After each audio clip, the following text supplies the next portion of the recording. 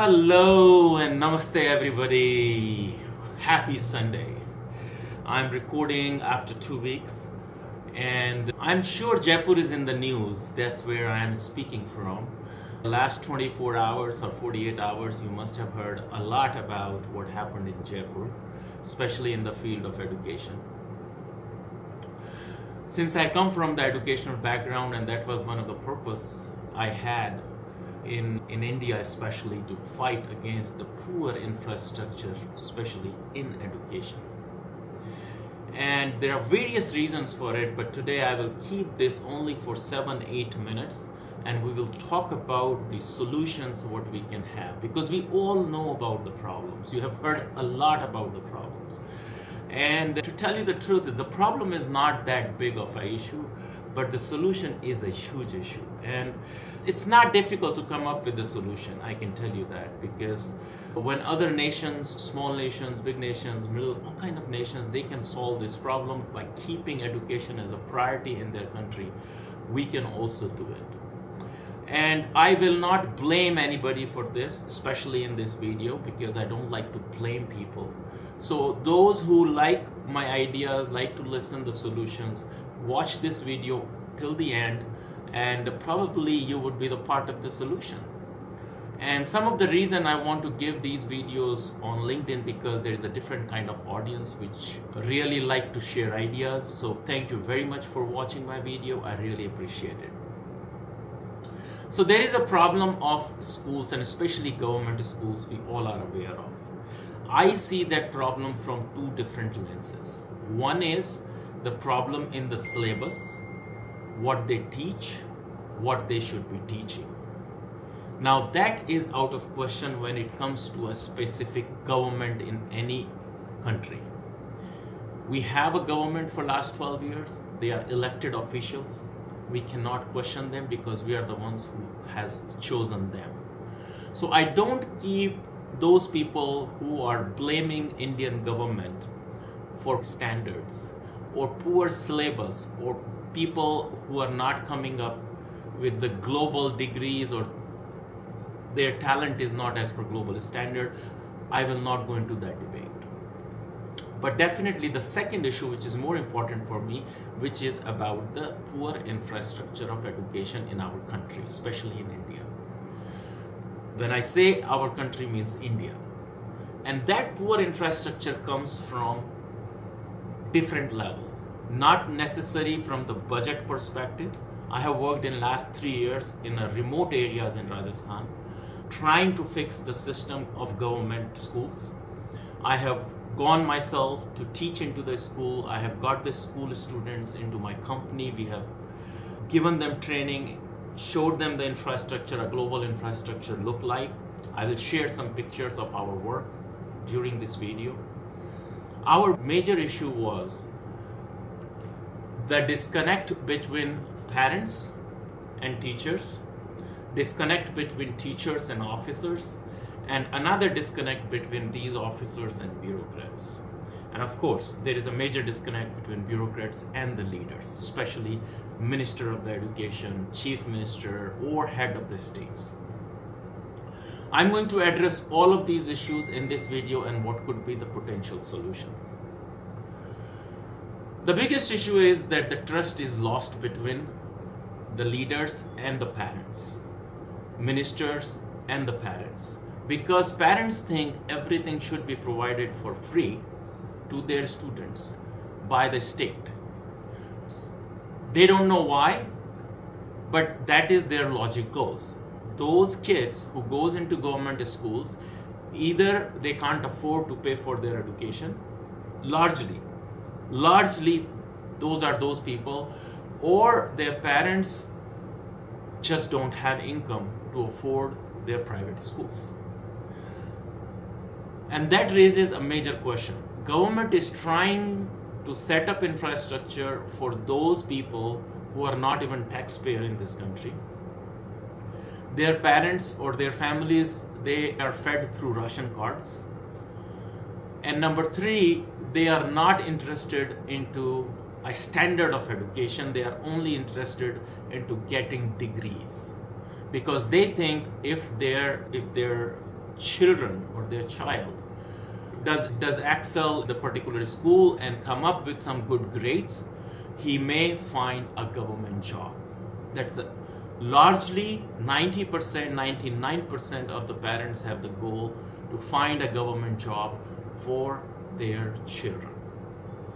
Only 1% want their children to be an exceptional and then come up with a degree where he can compete in the competition exams and become a bureaucrat.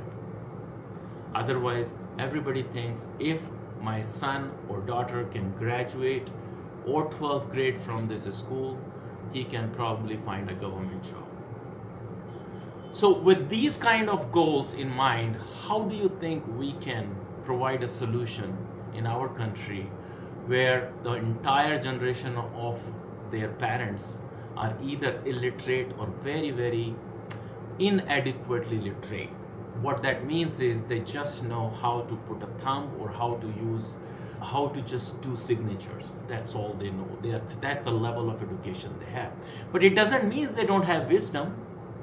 It doesn't mean they are less wiser than anybody else. That is not the case, because they all work, they have a job, or they have some kind of a small business which they do to feed their family. So where is the problem?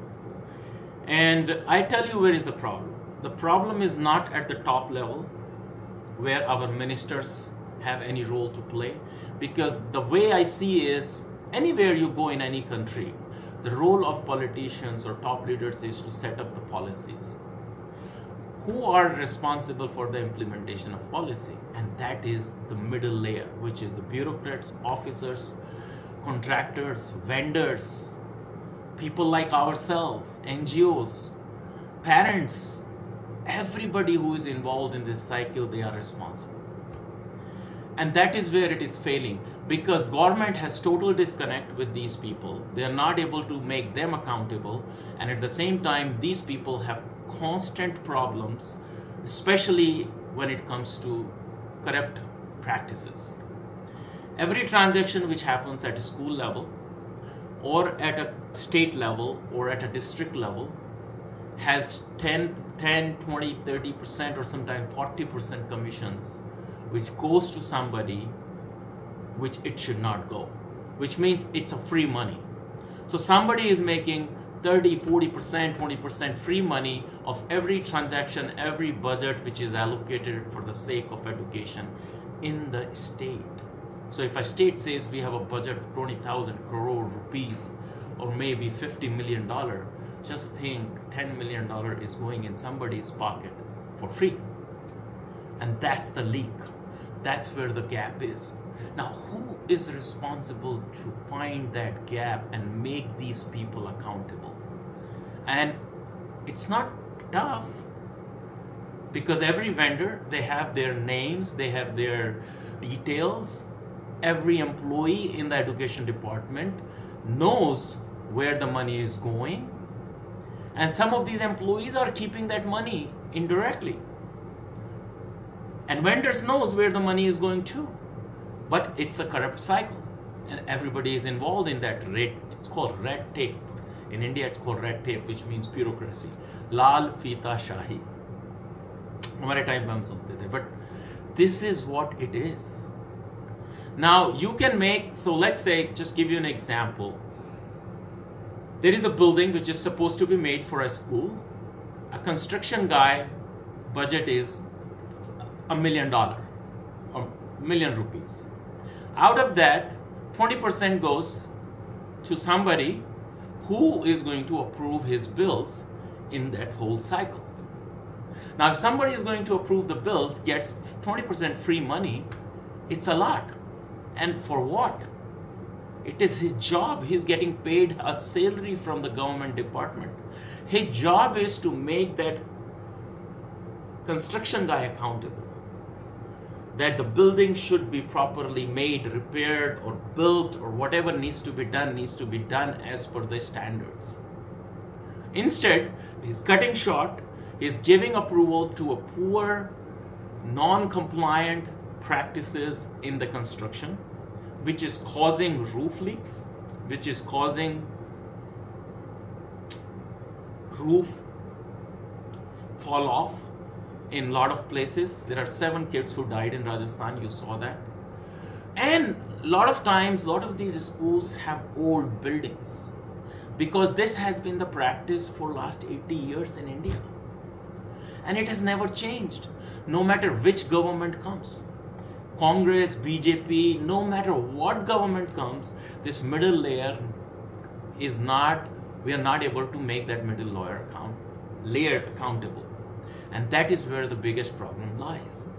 People are trying to find resignations from minister, chief minister, prime minister. It will not change the thing. Somebody else will come. And his hands are also tight. Number one, budgets are limited. Even if there is a budget, the implementation is poor because somebody else under their nose. Now you can say it is happening under their nose, yes, but one minister and there are 100 corrupt officials within the department.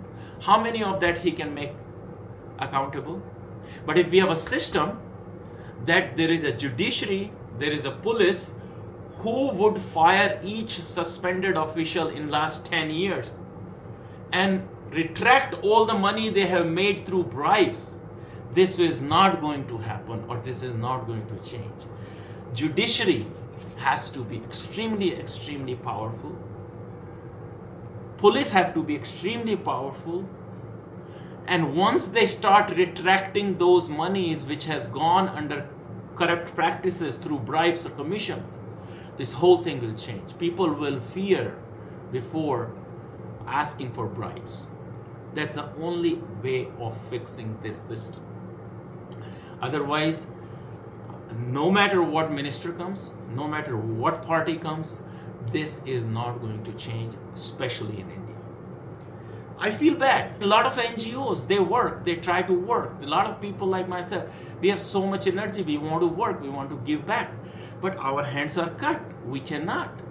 At some point, we hit a wall because everybody expects certain commissions in the government for any transactions you do. Even if the transaction has no value, they still expect you to pay them. For what? Just because they're sitting as a government employee in between students and a change agent? It is not going to work. And this is happening across the board. In some states it's less. In Rajasthan, it is highly corrupt state, and that has been the practice for a long time. I don't know when it is going to change. I feel so bad about it, but this is what it is. Entrepreneurs has to come forward, create solutions using AI, technology, whatever they can do to make them accountable. But until that layer of bureaucrats and officials is accountable, change will not happen. I hope that happens by Viksit Bharat 2047, and I would be very happy to see each and every kid literate in this country by 2047, because that's the goal, that if we can make India 100% literate, that itself would be a huge achievement.